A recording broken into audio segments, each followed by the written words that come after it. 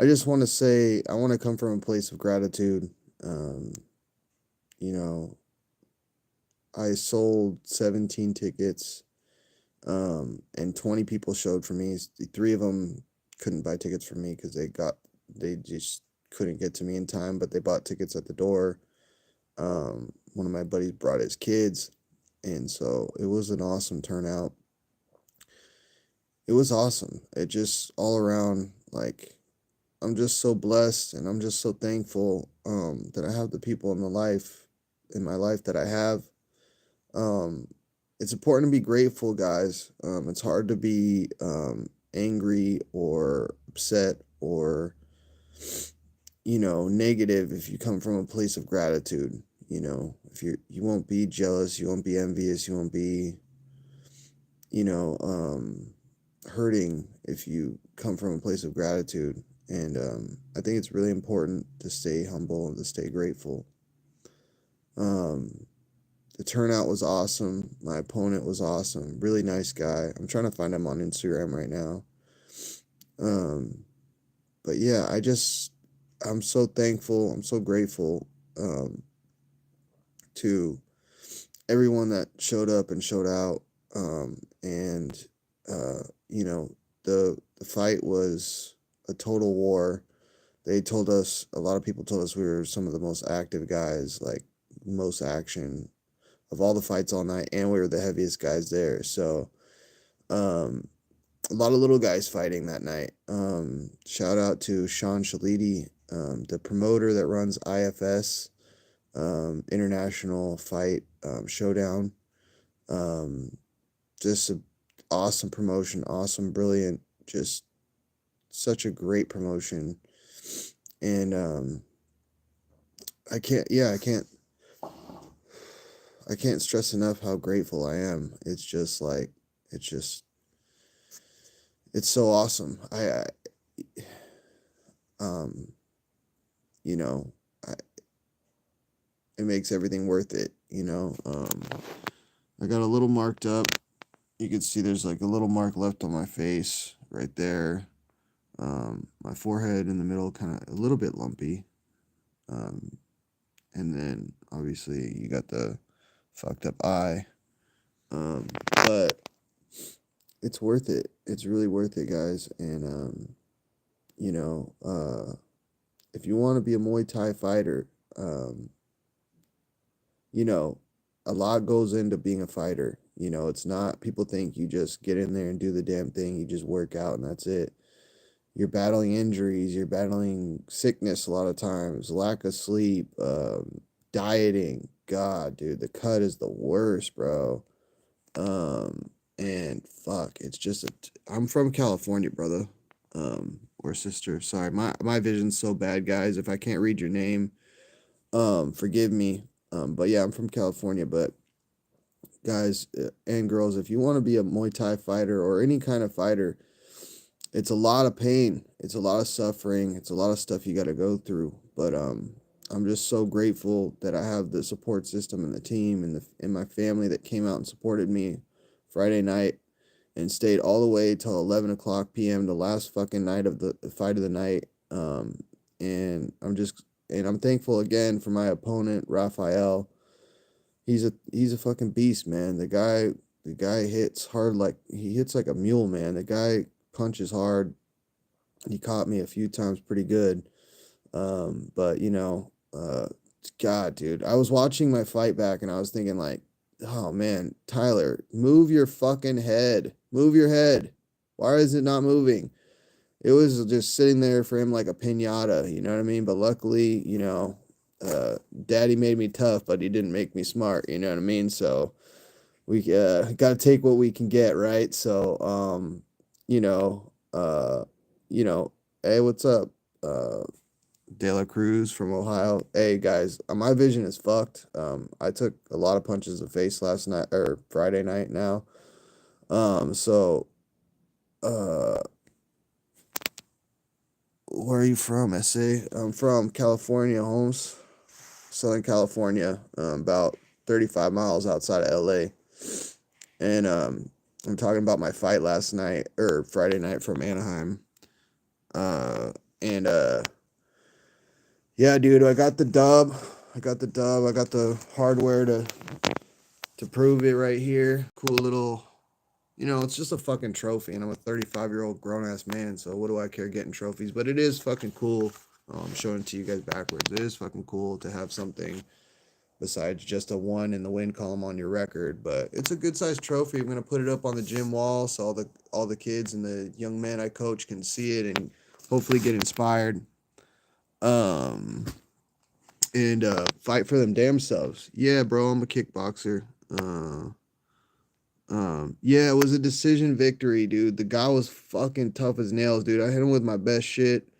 And I mean, I swept him a couple times, so I caught a kick and I kicked out his back leg, and then one time I just swept him by kicking out his front leg, but I didn't really knock him down like that. I snapped his head back a few times, but bro, I'm telling you, this guy was tough as nails. Yo, what's up, bro? So yeah, I got the unanimous decision. One judge scored it all 3 rounds for me, and the other judge scored 2 of the 3 rounds for me. Um, and it's crazy because like in sparring, like sometimes I'll film sparring sessions for both my fighters and me to see what we're kind of doing wrong or good and bad habits.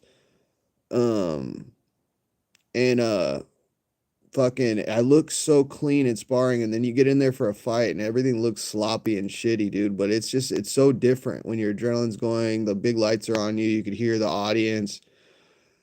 Big ass dude you never met in your life is punching and kicking you and everything. It's like it's hard to look good, man. I don't know, but I mean I look tough, and I mashed the gas the whole time. I was in his face the whole time because he was longer than me, bigger than me, probably stronger than me, to be honest. But yeah, dude, the real thing is fucking different. That's why when I almost laugh when I like talk to guys and they're like, oh yeah, I'm not worried about it. I go to the gym, I lift weights. It's like, dog, bro. Listen, it's a different animal, bro. Different animal. Just because you're strong or you're a good athlete, it doesn't make you a good fighter. It helps, but it's a different animal, man. Yeah. My weight class, this fight was a catch weight. I was supposed to fight originally at 180 pounds. My first opponent bitched out 48 hours before the fight, and this dude, credit to the guy that stepped up. His name was Raphael. But he took the fight on 2 days' notice, but the caveat was he weighed 190 and he's like, I'm not cutting.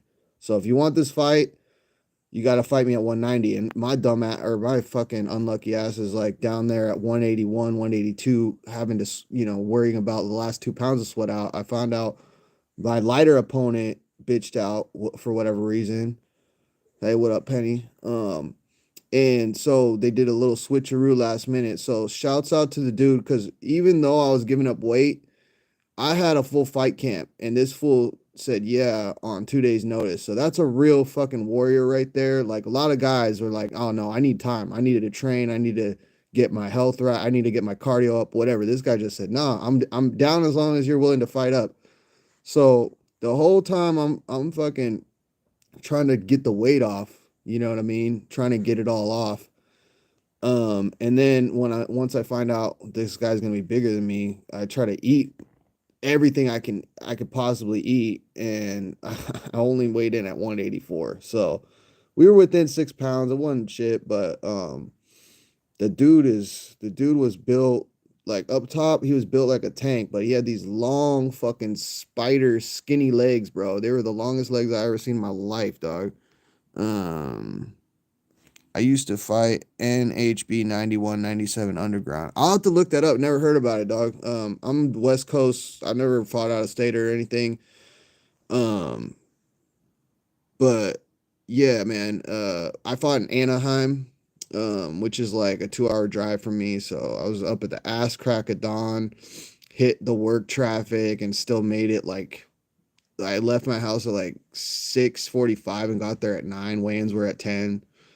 Um,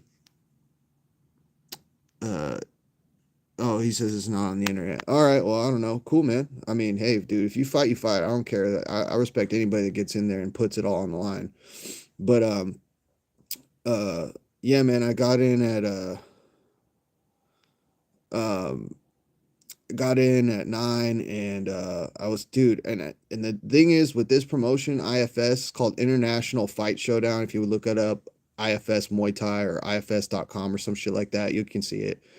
But they have a really cool show, bro. They do pyro and the whole, like, they got like a little, podium you step onto and hold the trophy up, and they shoot the pyro off, and they got the smoke and all that. It's pretty cool. It's like a cool little, it's not your typical Muay Thai promotion, I'll tell you that much. They definitely take some like WWE, like old school, like Pride type shit, which is really cool. Um, so I got to go up on stage and hold the trophy up, and have all the pyro and the smoke come up. And that was cool. That was fun. Um, yeah. So I don't know. It was a good fight.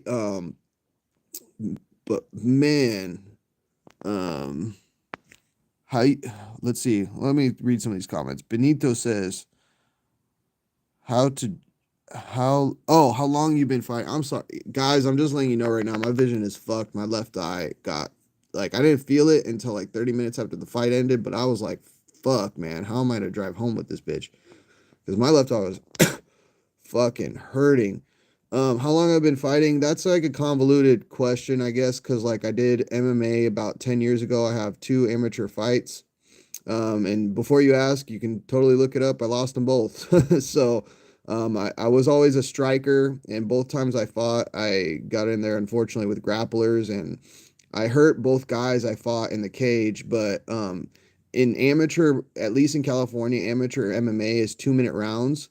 So if you get taken down, bro, there's like not a whole lot of time to get back to your feet. So even if you get back to your feet, like a takedown essentially wins you the round. But I've always been a striker. I've always been boxing and stuff like that. But I started doing Taekwondo at, like, I want to say like 8 or 9 years old. And then later on, I got into kickboxing or boxing and then kickboxing. And then eventually, I started doing jujitsu, and then fucking around with my one of my buddies in high school who wrestled, which would come over and show me wrestling stuff. That's a regret I have for sure in my MMA career. I wish I wrestled in high school. I feel like if I wrestled in high school, it could have been a lot different. I might have, who knows what would have happened, but I definitely would have been better off with some good wrestling. But yeah, my shit has always been striking. Even if I got good at wrestling into my MMA, I would just use it to stay on my feet. You know what I mean? So I could bang dudes up.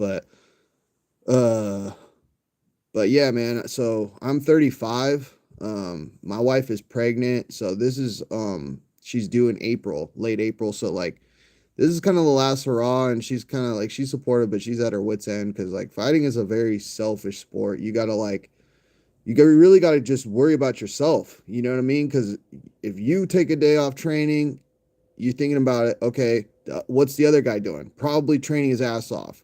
So every second you're not in the gym, every time you're not taking care of yourself or improving, it's just another time your opponent could potentially, you know what I mean, be fucking sharpening his toolbox and getting better. So, and it's a one-on-one sport. I mean, you have your team, you have your corners and stuff, but nobody else is going to get in there and fight for you. So, I love my wife for supporting me, and she's definitely taken a back seat to a lot of this stuff. So this is, it is selfish, and I do feel bad at times. I do feel guilty. I'm so appreciative of her. I'm so grateful of her. But this is probably going to be the last one for a while. I'm 35 now, so who knows? This could be the last one. But I'm going to continue coaching.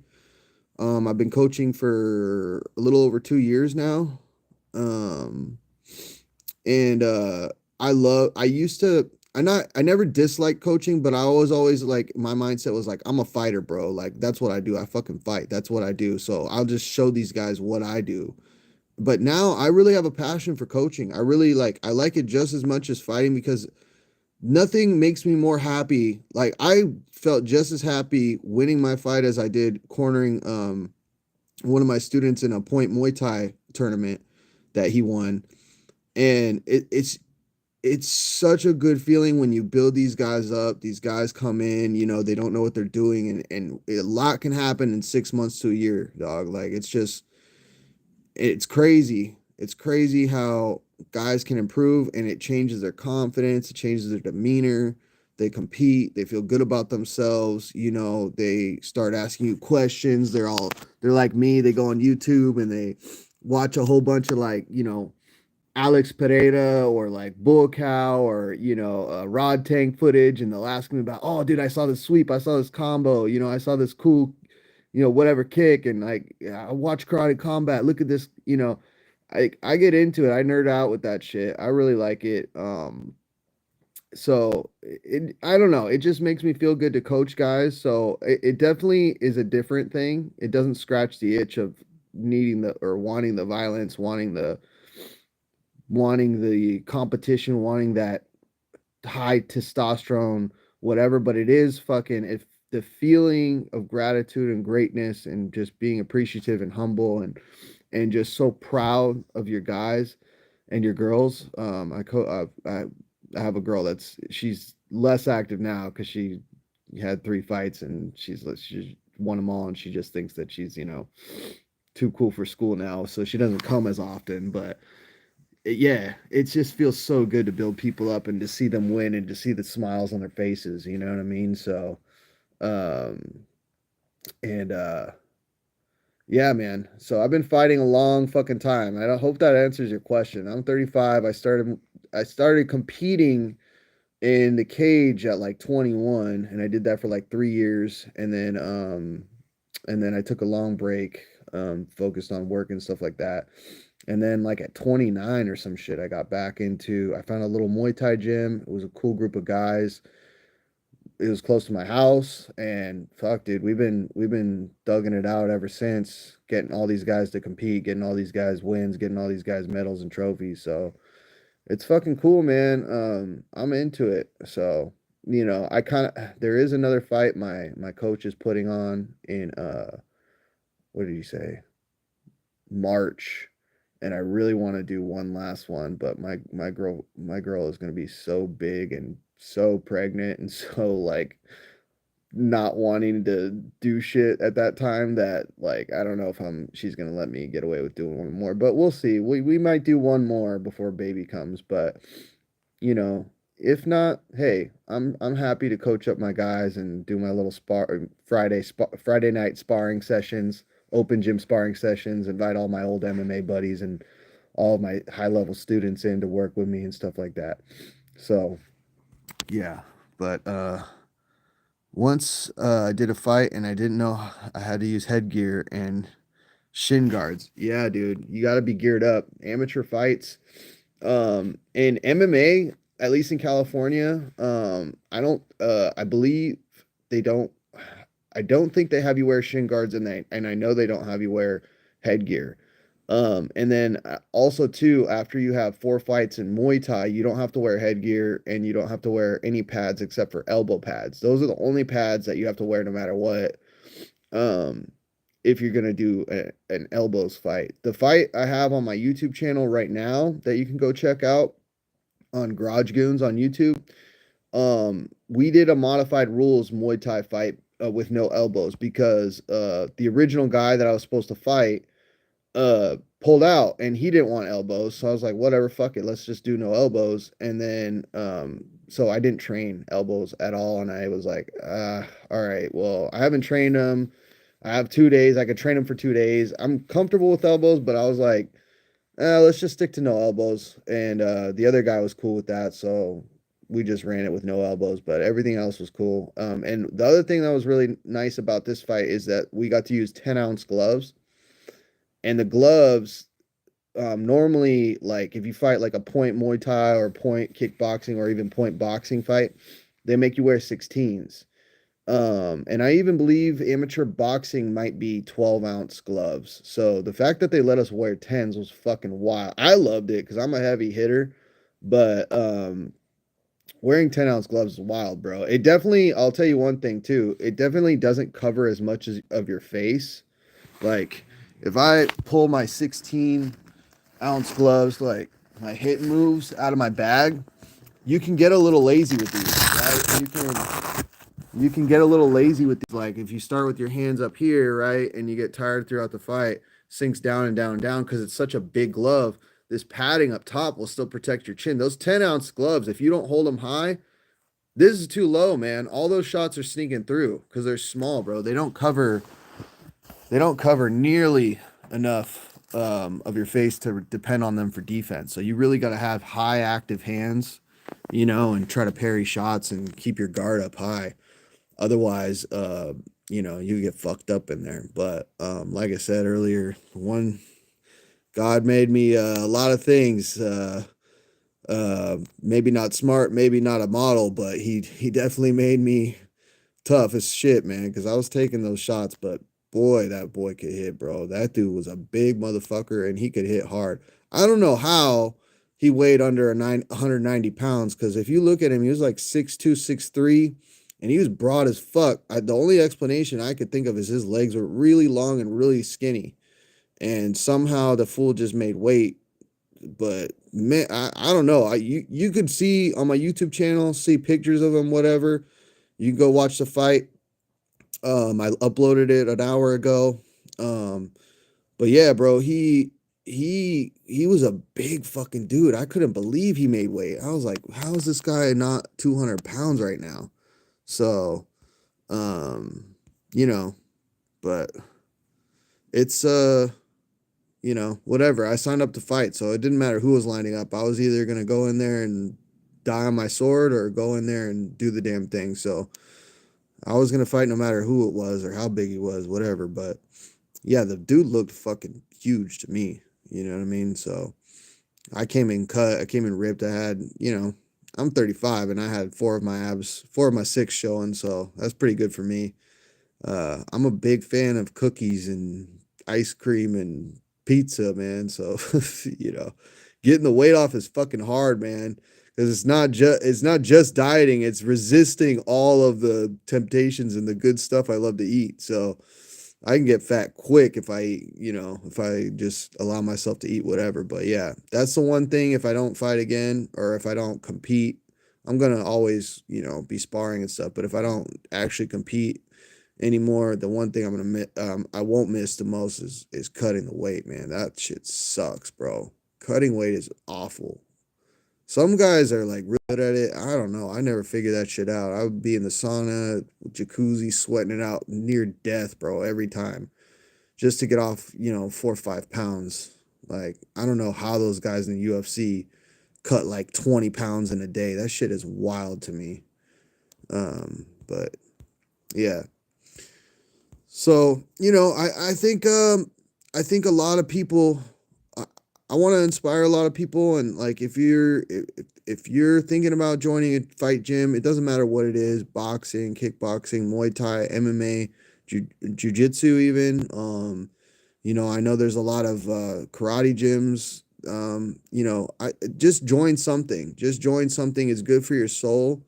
You'd be surprised if you go home and argue with your mans or argue with your girl or whatever your situation is, and you guys are at each other's throats or whatever. Like, you'd be surprised how much stuff just rolls off your back and just kind of gets easier, and just everything gets lighter, and you just realize shit doesn't matter quite as much. And why was I even angry about that thing when you get in there and you start fighting? Because you go to the fight gym, you get all your aggression out, and then you come home clean slate in a good mood most of the time. Even if you get your ass kicked, you're at least you're thinking about that instead of whatever problems you have at home or whatever shit you're going through in life. Like, there's no room for like thinking about other stuff when fists are flying. You know what I mean? So, especially if the gym has sparring in there and guys are getting after it, guys are competing, that's where you want to be, man. I really think that everyone could benefit from learning how to fight, even if you're actually never going to compete or think you're ever going to use it.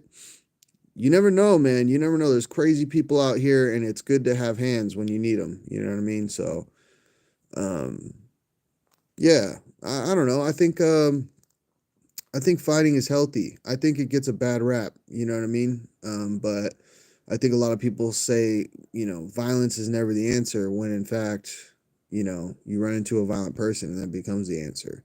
So that's the importance of fighting, man. The importance of martial arts, the importance of boxing, the importance of any of that stuff. It's big time. So, I think it's just good for the soul, and it's therapeutic. It really is. It can definitely cleanse you of some demons and some heavy shit that's been going on in your life.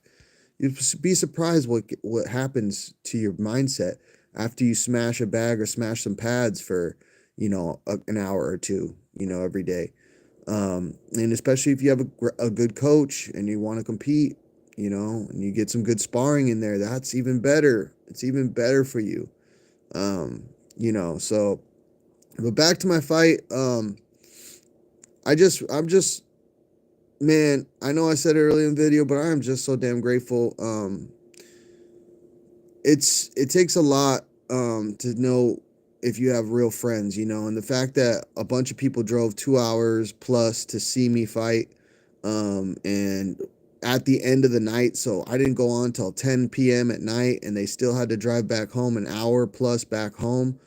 That was just so special to me, and all of the guys at the gym that showed, all of the homies that came, even some of them had work the next day, had to get up at 5 in the morning. They still fucking drove out and waited all the way till basically 11 p.m. to congratulate me after my fight and stuff like that, my win. But um yeah, it was a crazy good experience, and I'm so thankful, and I feel like I'm so blessed. It's just so surreal, man. It's visceral, and it's also crazy when you're in there. You don't hear anything but your coach, bro. There was loud ass music in there. I heard some people cheering a couple times. I heard that, the roar of the crowd. That was dope. But like, yeah, for the most part, yeah, dude, you're just locked in the zone. So hey guys, go check out my YouTube channel, please. Like, comment, subscribe if you like anything about fights. Also, I do like cologne and fragrance reviews because I have a nice little fragrance collection that I like to talk about. So yeah, go check that out, guys. It's late as fuck. I'm not even tired, but should try to get to bed at least. So yeah, I'm gonna end this stream. All right, Garage Goons, most trash show on YouTube. Subscribe to the channel. Love you guys. All right, we're out of this mug. Okay, peace.